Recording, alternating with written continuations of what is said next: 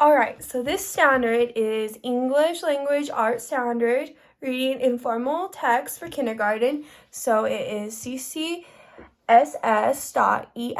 literacy.RI.K5. And today we'll be reading Pete the Cat Trick or Treat. So this is the cover of our book. All right, we see the cover page here. This is the back of our book.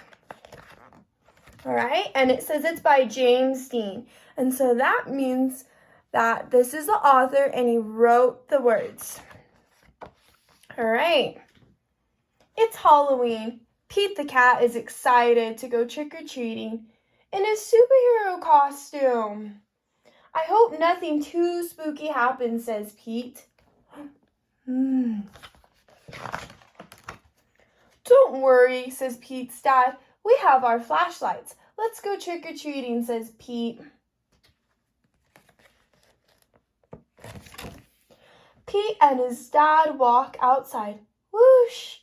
The wind rustles the leaves. Pete sees something in the tree. It's just an owl. That wasn't too spooky, says Pete. So right away we have our two main characters. We have Pete the cat and we have his dad. What are they doing? They're going trick-or-treating, huh? How do we know that? We know that because Pete is in his costume. He has his bucket to collect his candy, and they also have flashlights for safety, making sure they're not seeing anything too spooky.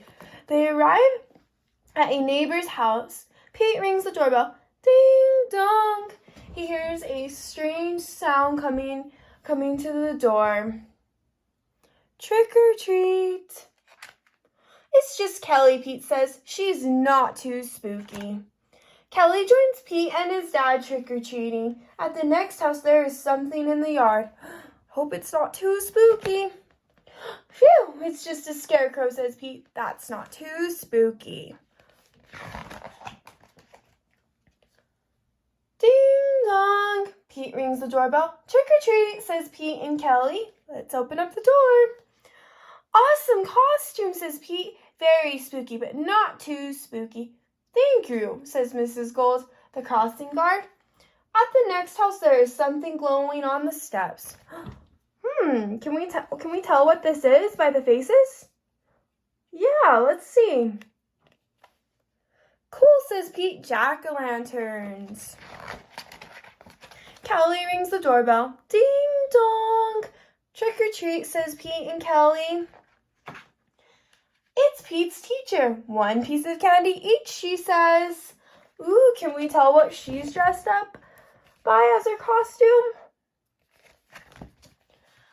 Suddenly, they hear something behind them. What was that? Asked Kelly. Look, looks like there's something in the bushes. Oh, it's just our friend Emma, says Pete. Not spooky, but groovy. So right now, our main characters and the main idea is going trick-or-treating on Halloween, and they haven't seen anything too spooky, right? One last house, and then we'll go home, says Pete's dad. Pete rings the doorbell. Ding dong. Yikes, it's a spooky ghost, screams Pete. Uh-oh, is that a spooky ghost? I see something. Let's see. Don't be silly, Pete. It's just me, says Grandma. Kelly and Pete get treats and hugs. Phew, that was a close one, huh? Trick-or-treating wasn't too spooky at all. It was actually full of sweet surprises. Sweet surprises? Does that mean they ate cupcakes all night and had sweet food? It could also mean that they got the same feeling that they got when they ate candy, right? When we eat candy, you might feel good or happy, especially on Halloween. And in this case, they say it's actually full of sweet surprises. So Halloween was full of lots of fun surprises, but nothing too scary. Happy Halloween. All right, and we have our main character, Pete the cat, and then we have some supporting details here. We have his friend Kelly who went trick-or-treating, and if you were Looking closely, we could see this cat was hanging around. And we have this dog. We remember the puppy, right? Not too scary. The jack-o'-lanterns, which you guys all did a good job identifying them by their eyes and their mouth glowing. And then we have the owl and the spider. Awesome job.